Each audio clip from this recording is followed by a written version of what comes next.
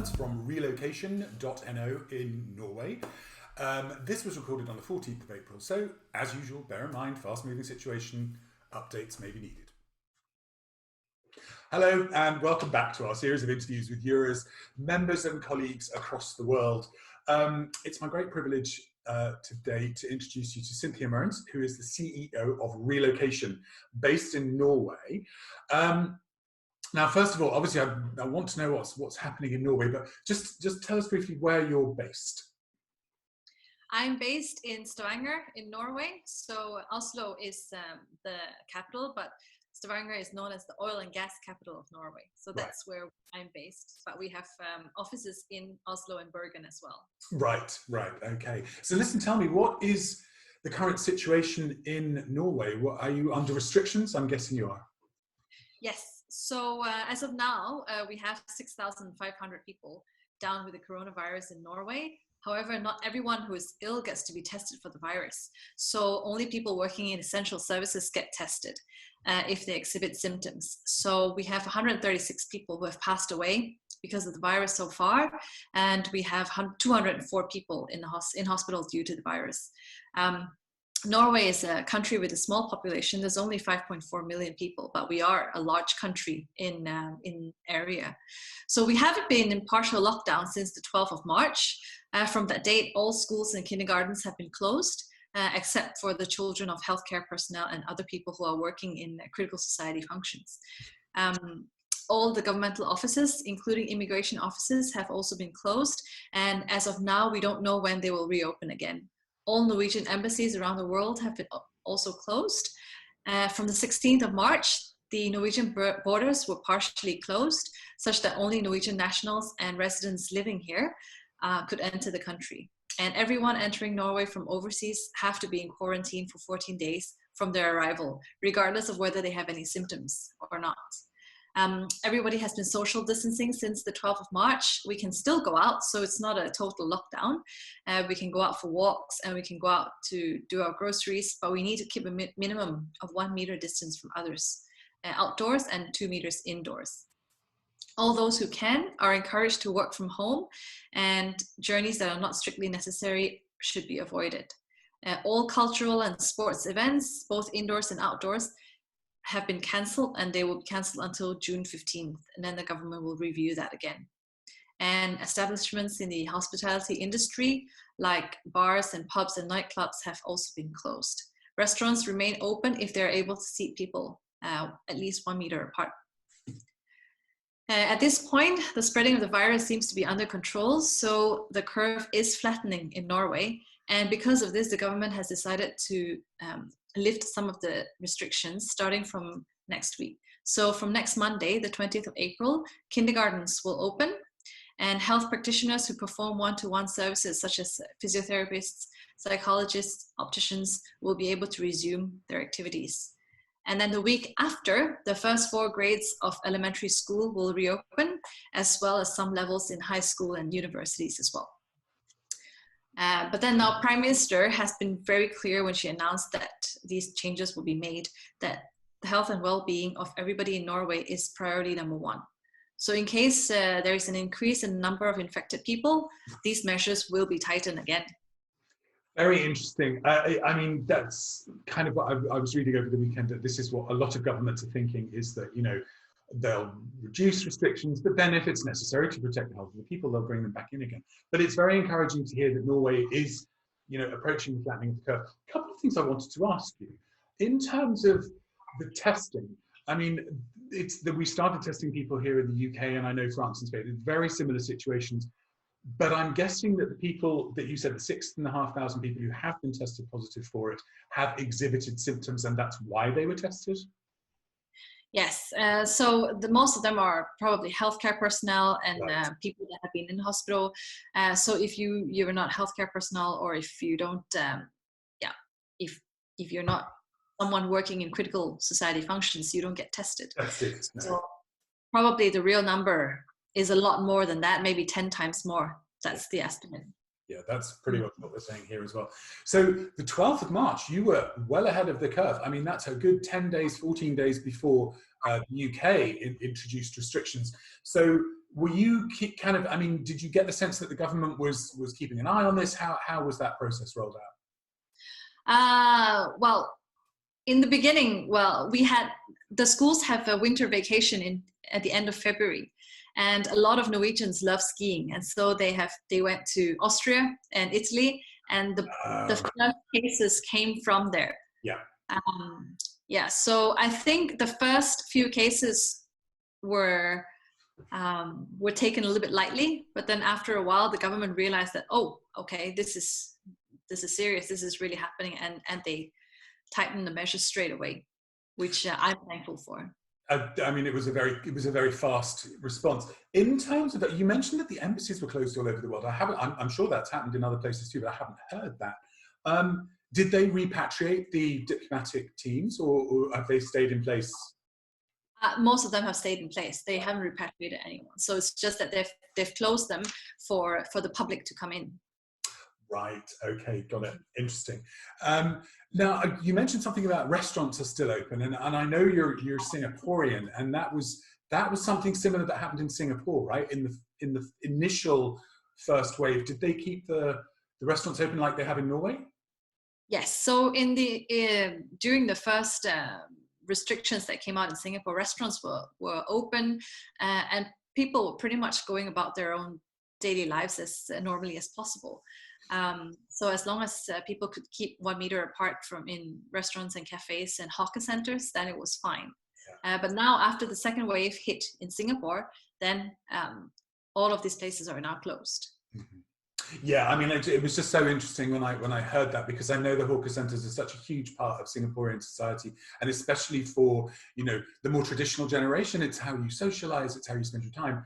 And interesting that in Norway, they kept some social life going within restaurants. I think that's very interesting.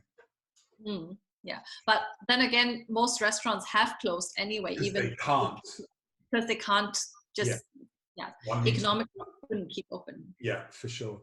So tell me, when this began, I mean 12th of March, were you ready to start remote working and all of the contingencies that you had to implement? How did that go? Yes, well, like you said, I'm from Singapore, so I was already keeping an eye on the situation of the coronavirus from early January. Well, in January when it started in Singapore, because I have family there. I was hoping it wouldn't come to Europe, to Norway, but unfortunately it did. So we already did a risk analysis for the coronavirus in January, and in early February we had put protective measures in place for our companies, such as practicing good hand hygiene, cough etiquette, social distancing. We also implemented a measure to be able to collect information and travel history from the assignees that we were meeting, so that we could ensure easy contact tracing at a later stage. So from the 12th of March, when the government implemented these strict measures, I sent everybody home straight away to work from home, and we canceled all face-to-face meetings. With regards to working from home, as we have 3 offices across Norway, we are used to working remotely, and our shared platform is fully equipped for this. We have had a clean desk policy and paperless processes for many years now. So even though we are all working from home now, we have everything we need through our shared platform, where everybody has access. So this allows us to continue the normal follow-up with every assignee, and it's pretty much business as usual in our company. That's really interesting. I mean, that showed a great deal of foresight, and the ease with which you were able to implement meant that, I guess, for your teams, they were able to cope with that really quite quickly and quite well, right? Yeah. And tell me, how are the teams staying positive? Are they doing okay? Yes, I think they're coping very well. So like I said, we're still working on the same shared platform. I have put a lot of emphasis that we should have regular contact with one another. So we do have weekly meetings with everybody, and my department managers are doing a great job looking after the teams as well. So I have, last week it was Easter, so I delivered Easter eggs to all of the employees here in Stavanger. And of course, the ones in Oslo and Bergen also got Easter eggs delivered to them. So I wanted to thank everybody for their flexibility to adjust to this new situation so quickly and effectively. And I was happy to see all of my colleagues. I mean, it's very strange to go from seeing them every day and then to not seeing them for 4 weeks now. I mean, it really is. And that pretty well everyone I've spoken to said the same thing. In a way, you know, for years we've been thinking, oh, how nice it would be to work from home. You don't have the commute anymore. You know, you can spend more time with your family because you're not on the road. But Yeah. actually, we're all really, really keen to see our teams again face to face. Yeah, because it's not just working from home. I'm also doing homeschooling as well for my children. Oh, are you? How old are you? How old are your children? They're 7 and 9. Gosh. Okay, so you have a full Yeah. scholastic syllabus to keep up with as well. Yeah. How is that? It's going pretty well. The first few days were a bit tough, but then once we found a routine and we stuck to it, then it was fine. I think the routine is absolutely key. I know certainly in this country, it varies from place to place, but you know, my colleague Bryony, her kids have an awesome school. I mean, they've sent them home with everything online. They've got the curriculum right up to June. Was that kind of similar with the education system in Norway? I guess so. Yes, it's well, I have to say I'm very impressed because the teachers, the schools, they went online straight away. And my older kid, my son, he's doing his homework on Google Classroom and handing it in, and you know, I think it's great. I think that a lot of people have had steep learning curves for digital technology during this period, and I think it's a good thing. You know what it really is? We're kind of coming out of this with bigger skills. I mean, when I first started doing these interviews, it was literally just capture it in QuickTime and put it on YouTube. And in the meantime, I've learned to use iMovie and I can put transitions, all sorts. So it is kind of, you know, it's going to stand us in good stead.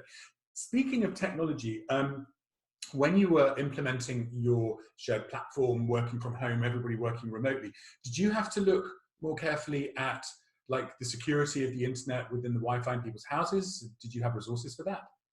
Yeah, so the shared platform that we work in is on a separate platform Brilliant. itself. So you have two-factor authentication process to get in there, and it's secure with our IT company. So it's already secure from many years ago, and the security processes are all in there. So the security is not an issue for us, luckily. You know, it's really interesting when you start to talk to people and when we start to think about this, and it's something I think as an organization, you know, for the members we need to take further, is that when you have something that you've invested in and the investment at the time might seem very scary and a great deal of money, but my goodness, when you get to where we are now, that was a good investment. Yes, and I think for us, because we have 3 different locations, that it was important for us that we have this in place.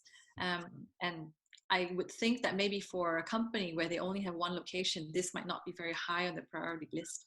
Absolutely. I mean, that was certainly the case for us as an organization when we started working remotely. It was really important that our IT people, it was fine from the point of view that everybody had the right machinery, but they didn't have the right security for home networks because we're not on a shared platform. We're using a cloud-based thing. So, you know, lots and lots of things that need to be thought about. I wanted to ask you, I'm a great admirer of Norway and of Singapore, both places that have incredible social policy. In terms of Norway, what kind of financial assistance are people getting, individuals, companies? How's that working? I imagine it's pretty good. Yes, it's very good. The government has come up with packages that are for individuals, for businesses, and even for people that are running their own businesses who usually fall through the cracks. So the government has provided support such as delay in the payment date of taxes. There's crisis packages for companies who can document a 30% decrease in their profits during this period compared to last year. And there's also state guaranteed loans from banks that companies can apply for. They are also working on a solution for self-employed individuals to be able to get some compensation during this period. Also in Norway, it is possible to temporarily lay off employees who will then get their salaries paid by the social security system. And this allows the employees to keep their jobs as well as for the employers to quickly cut costs so that we can get through a trying period. That's very impressive. I mean, and that then means from your point of view as an organization, you can actually plan very accurately, which is amazing. So Norway, just talk me through this very briefly. I don't know how many people watching would know, but I know that Norway has like a sovereign wealth fund. Can you explain that? Yes, well, Norway is an oil and gas country, and we have an oil fund based on that. And the last count was there's at least 1 million Norwegian kroner for each person in Norway. That's how much the fund has. And it's during periods like this, during periods of crisis, that the fund is used. Absolutely. And I think it's really great. It's good planning from the start. That we I mean, have something. I remember the last time I think I was in Norway was just after the 2008 financial crash. And it was one of the countries least affected at that point. And I think the great thing about the fund is that, you know, what's happening in the UK, we have very similar financial aid packages, which are great, but we will be in an enormous amount of debt as a result of that. Whereas Norway will come out of that, you know, without a huge sovereign debt. So you know, that's great. Yeah. And I think it's great that Norway is also sending out money to help other countries as well during this period. Yeah, that is phenomenal. So how, I mean, you sound positive, you sound, you know, on track. It's great to hear that the restrictions are being drawn back a bit. I'd love to come back and have this conversation in a few weeks' time and see where we are. And, you know, hopefully we'll see the curve continuing to flatten in Norway, and, you know, that's where we'll be, because I think it's very good for the rest of the world to hear that, you know, there is an end potentially in sight. Yes. Light at the end of the tunnel. Definitely. I would love to speak with you in a couple of weeks. Absolutely, I'd love to. Yes. I really appreciate your time. Thank you so much. It's been a real pleasure to catch up. And like I say, we'll schedule in a few weeks' time to catch up again and see where we are. And hopefully we're still all positive and things are moving in the right direction. Cynthia, thank you so much. I really appreciate it. Thank you, Dom. Lovely to see you. Take care. Yes. Bye-bye.